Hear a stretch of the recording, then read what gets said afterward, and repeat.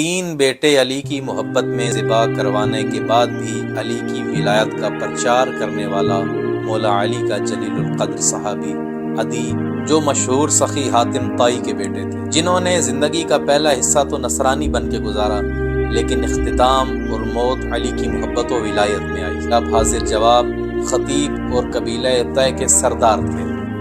ان کے اسلام لانے کی داستان یہ ہے کہ 9 ہجری کو رسول اکرم نے مولا علی کے ساتھ ایک لشکر اسلام قبیلہ طے کی طرف بھیجا۔ مولا علی کے وجود بابرکت کی وجہ سے اسلامی لشکر فتح یاب ہوا۔ عدی نے جب علی کے ہاتھوں اپنے قبیلہ طے کی ہار کا منظر دیکھا تو قیمتی سامان لے کر آپ شام نکل گئے، اور قبیلہ طے کے جو افراد بچ گئے تھے اسلامی لشکر نے انہیں قیدی بنا لیا۔ ان قیدیوں میں حاتم طائی کی بیٹی اور عدی کی بہن بھی تھی۔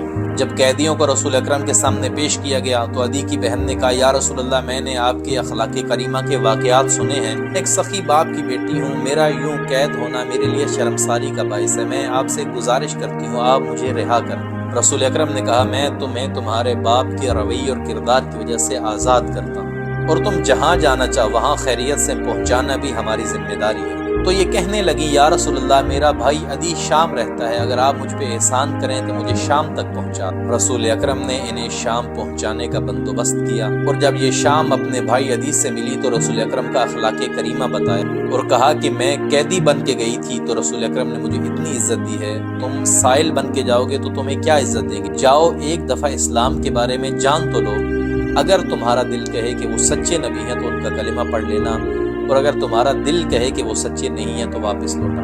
عدی وہاں شام سے چلتے ہیں اور رسول اکرم کی خدمت میں حاضر ہوتے ہیں، اور جب انہوں نے رسول اکرم کا اخلاق، ان کے کمالات و معجزات دیکھے تو رسول اکرم کا کلمہ پڑھ لیا، اور رسول اکرم کی وفات کے بعد ان کی وصیت کے مطابق مولا علی سے محبت کی اور ان کی خدمت میں رہے، اور آج مولا علی کے جلیل القدر اصحاب میں سے عدی بن حاتم الطائی کا شمار کیا جاتا ہے۔ اور عدی مولا علی کے ساتھ مختلف جنگوں میں بھی شامل رہا، جنگ جمل، جنگ نہروان، جنگ صفین میں عدی شامل تھا، اور مولا علی کی محبت میں اتنے جوش سے یہ لڑتے تھے، اپنی جان کی پرواہ نہیں کرتے تھے، اسی لیے ایک تیر آنکھ میں لگا ان کی آنکھ ضائع ہو گئی۔ اور صرف علی کی محبت میں خود نہیں لڑتے تھے بلکہ اپنے بچوں کو بھی علی کے ساتھ جنگوں میں شرکت کے لیے لے جاتے تھے، اور یوں عدی کے 3 بیٹے علی کی محبت میں ذبح کیے گئے، ان کا گلا کاٹا گیا۔ ان سارے واقعات کے بعد عدی کا مولا علی سے عشق بڑھتا چلا گیا۔ مولا علی بھی ان پہ بہت اعتماد کرتے تھے۔ جنگ جمل میں مخالفہ جس اونٹنی پہ سوار تھی، جن چند افراد کو مولا نے اونٹنی کی ٹانگیں کاٹنے کا حکم دیا تھا ان میں عدی بھی شامل تھے۔ اسلام لانے سے مولا علی کی آخری سانس تک عدی نے علی کی ولایت کا حق ادا کیا۔ شہادت امیر المومنین کے بعد بھی مختلف مواقع پہ عدی ولایت علی کا پرچار کرتے تھے، دفاع ولایت علی کرتے تھے۔ جب ایک دفعہ حاکم شام کے دربار میں آپ کو پیش کیا گیا تو تنزن اس نے کہا، تمہارے بیٹے کہاں ہیں؟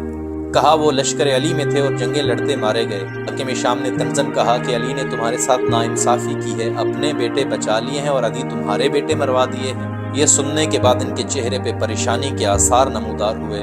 کہا حاکم شام، ناانصافی علی نے نہیں بلکہ میں نے علی کے ساتھ انصاف نہیں کیا۔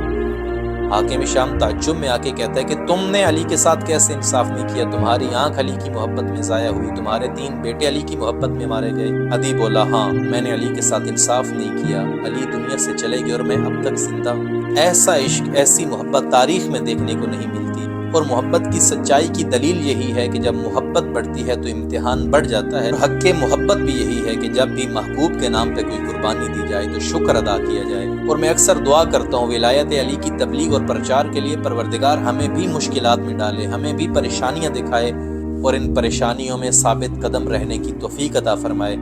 اور اگر ہم ولایت علی کی تبلیغ میں پریشانیاں دیکھنے کے بعد بھی مطمئن ہیں تو اطمینان رکھیے، قیامت کے دن آپ کا شمار علی کے شیعوں میں سے ہوگا۔